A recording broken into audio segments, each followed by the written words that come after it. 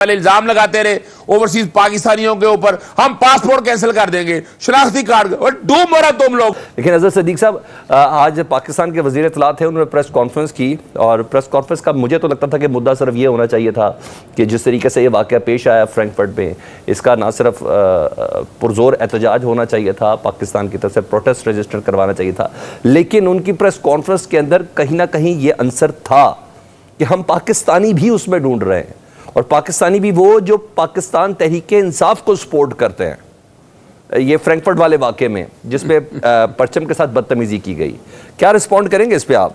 ऐसी कोई हिदायत थी पार्टी की तरफ से?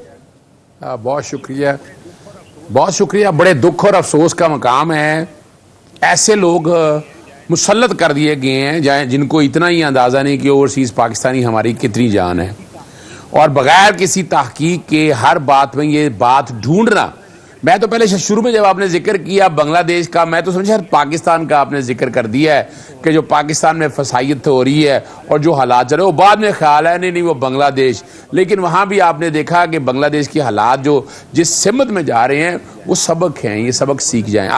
आज बड़ी ज़बरदस्त बात है सोशल मीडिया के ऊपर ना, इसहाक डार ओवरसीज़ में कि कोई 50 तंजीमों से खिताब कर रहे थे, और उसके बाद और ये भी जो आया ना, ये रिएक्शन जो आया कि वहां सवाल उठाया गया कि आप डिप्टी वजीर आजम हैं, आप पूरी दुनिया में ओवरसीज पाकिस्तान से खिताब कर रहे हैं, और ये हाल क्या हुआ यानी आज। और वजह क्या है कि हमने अब समझे पॉलिसीज वही थी, अफगानिस्तान को गले हमने लगाया, उसके बाद अफगानिस्तानी को अपने पाकिस्तानी शहरी बनाया, और उसमें सब लोग शामिल हैं कि यहाँ हमारे मुख्तलिफ इदारे जिस तरह भी है। नादरा देखे, सबसे बड़ा तो नादरा है। अब नादरा के हवाले से आज आप कोई सवाल ही नहीं पूछ सकते। वजह क्या है कि उनके जो हेड है वो कौन है, हर एक को अंदाजा होना चाहिए। तो समझना बात आपको ये है कि पाकिस्तान के अंदर फस्तायत, बदमाशी, जुल्म, ये सारा चल रहा है, और इस तरह नहीं हल होगा। यानी आपको चाहिए कि हालात ओवरसीज के साथ पाकिस्तानियों के साथ आपको ठीक करने चाहिए। आप पहले इल्जाम लगाते रहे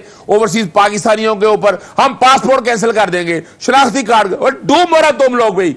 तुम उन लोगों को तो शर्म ही नहीं है कि पाकिस्तान को ऐसा लगा पाकिस्तान का ग्रे कर दिया गया, इस मेन इशू को ही ग्रे कर दिया गया कि कहां हमें फ्रैंकफर्ट में जर्मन की हुकूमत से हमें एहतजाज करना था, कहां हमें आलमी सतह पर प्रोटेस्ट करना था कि पाकिस्तान का सफारत खाना वहां महफूज नहीं, वहां इस मामले को यह कह के ग्रे कर दिया कि इसमें पाकिस्तानी होने का भी शवाहिद हो सकते हैं। देखिए ये नालायकी है ना, एक कल के बच्चे को, अब बच्चा ही है ना जी, आप उठा के आपने इतना अहम ओहदा दे दिया, और उनकी हिस्ट्री आपके सामने मौजूद है, हमें बताने की जरूरत नहीं है। लेकिन उससे पहले जरा समझिएगा कि आपने ओवरसीज पाकिस्तानियों के साथ क्या ज्यादतियां की हैं।